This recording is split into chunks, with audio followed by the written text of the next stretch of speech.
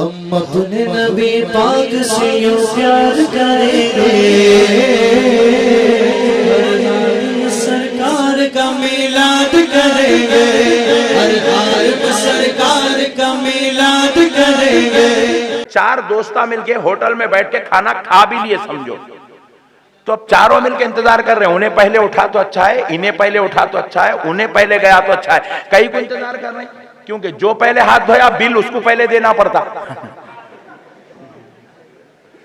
ये तो हाल हो गया है हमारा कि कौन पहले बिल बना उतना अच्छा है, सोच रहे हैं हम खाना कौन खिलाएगा मेरे भाई। अरे मेरे प्यारे भाइयों, ये मेरे ख्वाजा सरकार महबूब इलाही है, जिनकी शान व अजमत ये है कि इन पर तो बादशाह भी मुखालिफ हो गया था, जलालत और शरारत की वजह से।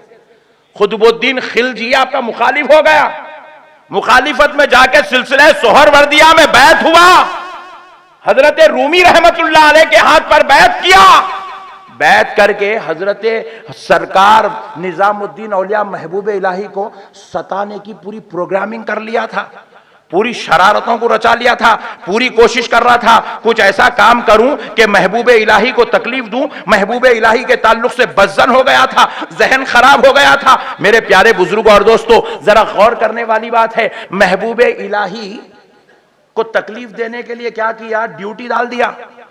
महीने में 2 मरतबा आप मेरे दरबार में हाजिरी लगाए। महबूब इलाही क्या किए, इसके पीरो मुर्शिद को लेटर लिखे, ये क्या मुरीद है, तकलीफ देना मुरीदों का काम नहीं, तकलीफ देना इंसानों का काम नहीं, तकलीफ देना मुसलमान की शान नहीं। आज देखिए हर मुआमले में क्या हो रहा है, भाई भाई को तकलीफ दे रहा है, दोस्त दोस्त का दुश्मन है, खानदान वाले के दुश्मन बने हैं, भाई भाई को सताने पे लगा हुआ है, रिश्तेदार को सताने पे लगा हुआ है। महबूब इलाही ने उस खुतबुद्दीन खिलजी के पीरो मुर्शिद, जो सिलसिला सोहरवर्दिया के बड़े सालेह मुत्तकी परहेजगार वलिये कामिल बुजुर्ग थे, उनको आपने लेटर लिखा, लेटर लिखकर कहा कि आप जरा अपने मुरीद को समझाएं, ये दुर्वेशों के साथ पंगा ले रहा है, दुर्वेशों को सता रहा है, दुर्वेशों पे जुल्म कर रहा है, दुर्वेशों के लिए रास्ता तंग करना चाहता है। मगर इत्तेफाक से जब तक वो लेटर हजरत रूमी रहमतुल्लाह अलैह के पास पहुंचता कि आप विसाल फरमा चुके थे, आप पर्दा फरमा चुके। इत्तेफाक ऐसा हुआ, आपकी फातिहा सयूम मुकर्रर हुई, उसमें सरकार निजामुद्दीन औलिया महबूब इलाही भी पहुंचे और दीगर दुर्वेश भी पहुंचे, ये बादशाह भी पहुंचा अपने मुर्शिद की फातिहा के लिए, दीगर लोग भी पहुंचे।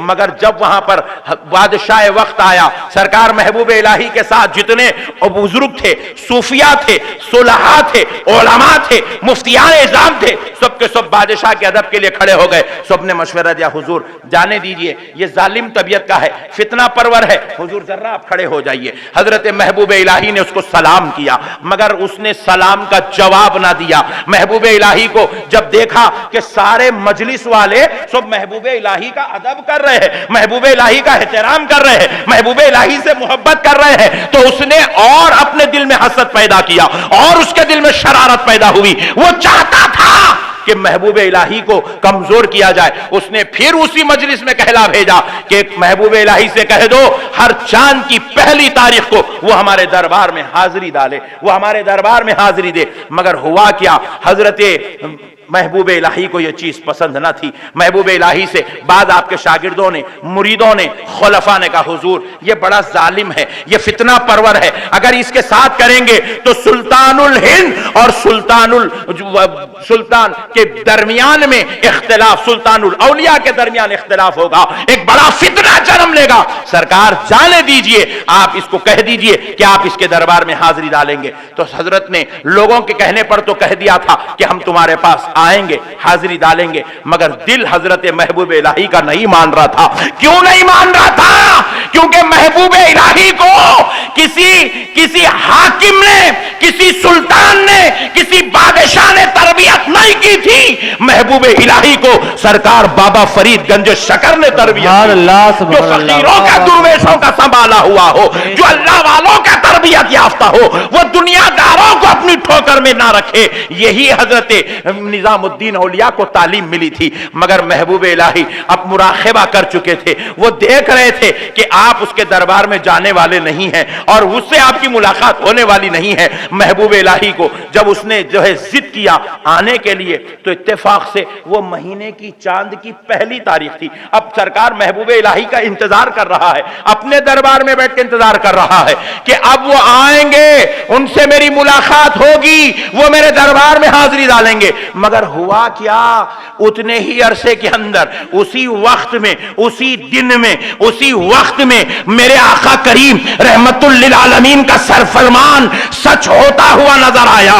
प्यारे मुस्तफा ने कहा, बुखारी शरीफ की रिवायत है, हदीस से कुदसी है, मदीने वाले आका इरशाद फरमाते हैं कि रब फरमाता है, मन आदा ली वलियन फकद आज़नतुहु बिल हर्ब, जो मेरे वली से दुश्मनी करता है अल्लाह उससे ऐलाने जंग करता है, अल्लाह उससे ऐलाने जंग करता है। ये मेरे महबूबे इलाही को सताना चाहता था, रब ने ऐसा इंतजाम किया कि उसी के खानदान का एक फर्द खड़ा हुआ और उसने आनन फ़अनन लम्हों में खुतबुद्दीन खिलजी की गर्दन काट के डाल दिया, सल्तनत के लिए गर्दन काट दिया। और इधर धूम मच गई, कोहराम मच गया, खुतबुद्दीन खिलजी का कत्ल हो गया, कत्ल हो गया, कत्ल हो गया। मेरे प्यारे बुजुर्ग और दोस्तों, ये होता है वलियों से दुश्मनी करने का अंजाम, ये होता है वलियों को सताने का अंजाम। लोग समझे नहीं वली क्या है। मेरे प्यारे भाइयों, एक बात याद रखो, ये जितने एमएलएस होते हैं, ये जितने एमपी होते हैं, ये जितने मिनिस्टर होते हैं, इनका इंतखाब हम करते हैं। एमएलए को आप चुनते हैं, एमपी का इंतखाब आप करते हैं। आपकी रियासत में कौन चीफ मिनिस्टर बनेगा, कौम मुंतखब करेगी, कौम उसका इंतखाब करेगी। कौन प्राइम मिनिस्टर होगा, हिंदुस्तान का हो या किसी भी मुल्क का हो, जहां पर वोट के जरिए से इंतखाब होता है, तो कौम, इंसान मुंतखब करते हैं कि कौन उनका वजीर आजम होगा।